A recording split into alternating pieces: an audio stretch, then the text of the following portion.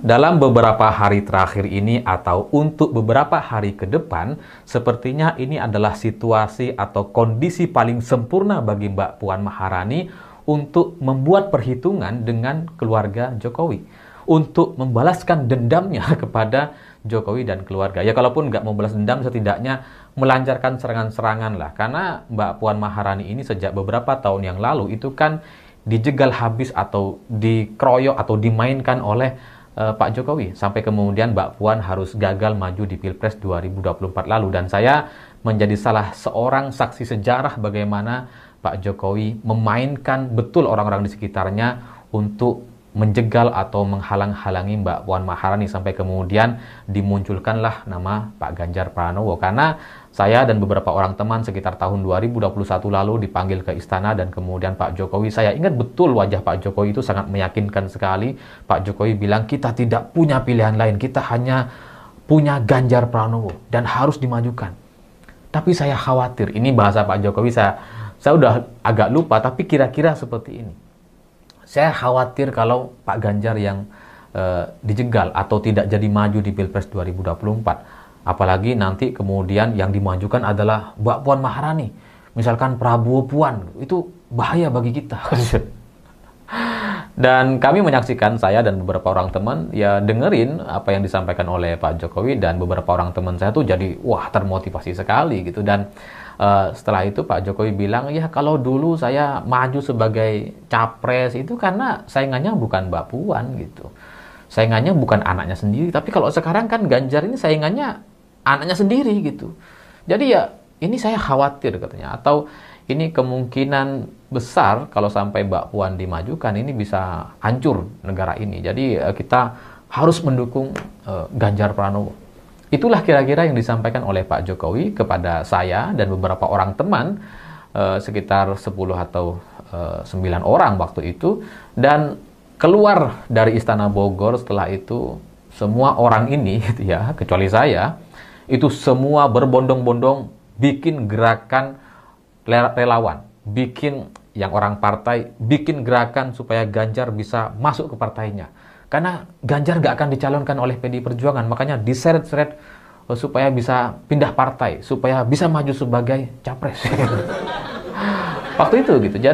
Dan semua orang terprovokasi, dan kemudian setelah pertemuan ini, seingat saya, itu kemudian Pak Ganjar dengan Mbak Puan itu ya habis-habisan di internalnya gitu ya. Ya kubu relawan Ganjar menyerang Mbak Puan Maharani gitu ya. Mbak Puan juga sempat terpancing juga dengan bilang, ya pemimpin itu bukan di medsos gitu ya. Ya karena diserang habis sama relawan Ganjar, dan saya menyaksikan betul waktu itu. Dan saya menjadi satu-satunya orang yang sejak saat itu, sejak pertemuan itu, saya meragukan semua langkah-langkah teman-teman waktu itu. Dan makanya karena semuanya berpihak kepada Ganjar, saya kemudian berpihak kepada Mbak Puan Maharani waktu itu, sebelum Pilpres, sebelum ditetapkan sebagai Capres 2024 kemarin Pak Ganjar gitu ya.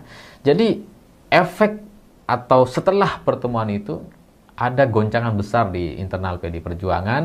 Mbak Puan seperti anak yang tidak dikehendaki oleh partainya supaya kemudian Ganjar ini bisa maju sebagai capres gitu. Dan kalau sampai Ganjar tidak maju sebagai capres, ini ada ancaman internal, ada ketidaksolidan, ada yang mau mengundurkan diri massal dan sebagainya.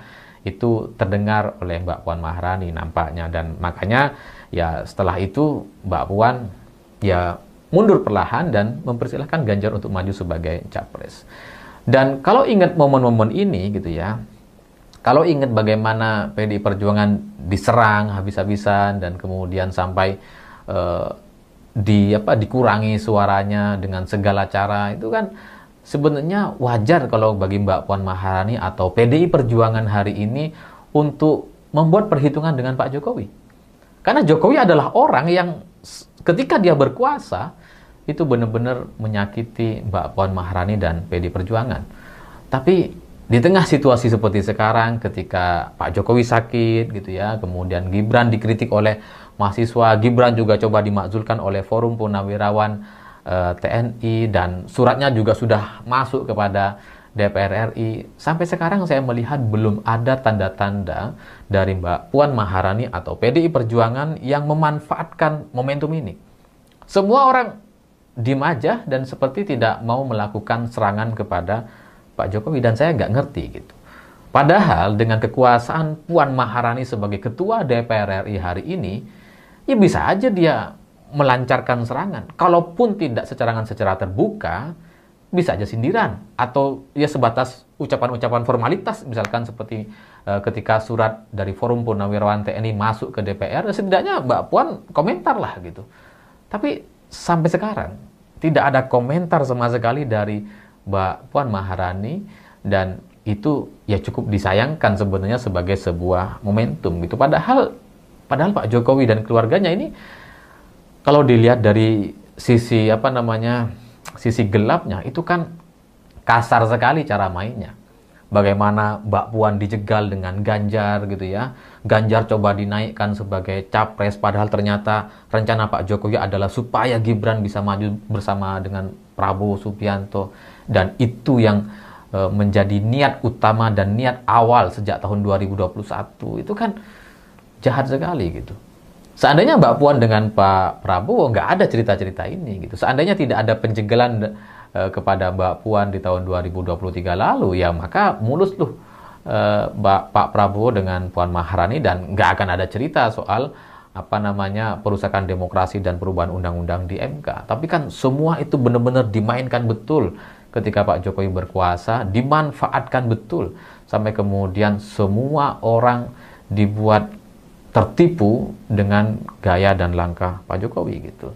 Tapi dengan semua cerita, dengan semua yang sudah dilakukan oleh Pak Jokowi, baik itu di Pilpres ataupun Pilkada, kepada calon-calon PDI Perjuangan, kepada Mbak Puan Maharani, itu ternyata tidak membuat PDI Perjuangan atau Mbak Puan ingin atau punya niatan untuk membalaskan dendam, atau setidaknya membuat perhitungan atau nyenggol sedikit lah kepada Pak Jokowi. Semua kader-kader PDI Perjuangan termasuk Mbak Puan Maharani ya semuanya fokus kepada urusan dan kerjanya, dan tidak punya niatan untuk melakukan serangan. Padahal hari ini momen atau situasi paling lemahnya mereka. Ini situasi paling lemahnya seorang Jokowi gitu.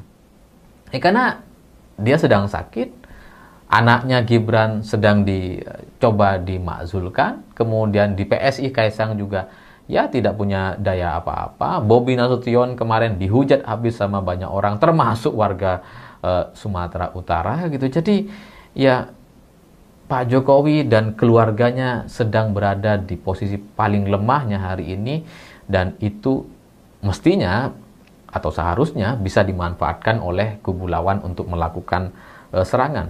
Ya, tapi sampai sekarang yang melakukan serangan sama sekali bukan PDI Perjuangan, bukan Mbak Puan Maharani, malah kelompok Roy Suryo, Rismond dan kawan-kawan gitu. Itu kan mengagetkan gitu kan, karena Rismond, Dr. Tifa itu kan ya tidak pernah dijahati sama Jokowi gitu.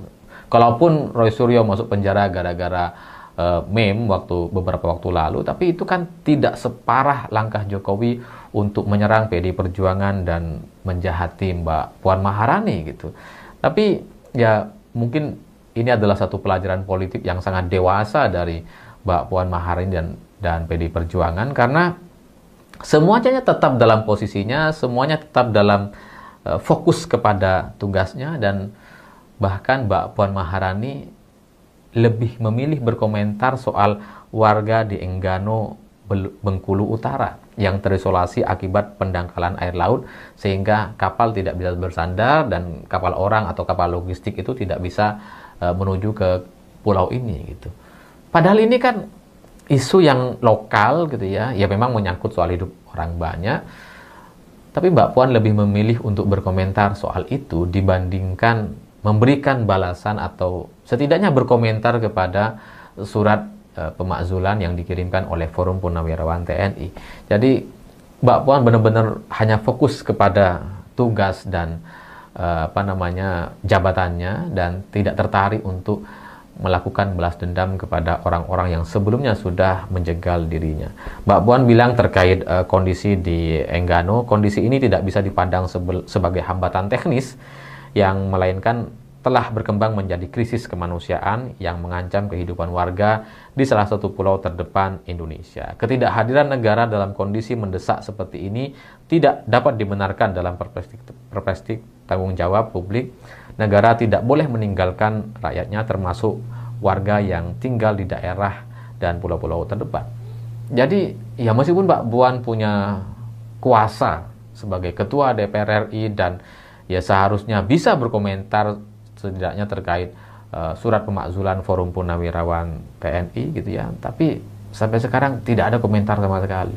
Jadi Mbak Puan melepaskan atau tidak mau memanfaatkan kekuasaannya untuk kepentingan pribadi atau bahkan menyerang orang-orang yang sebelumnya ngerecokin atau ngerjain dirinya gitu. Dan sikap seperti ini itu pasti bikin Pak Jokowi tambah stres.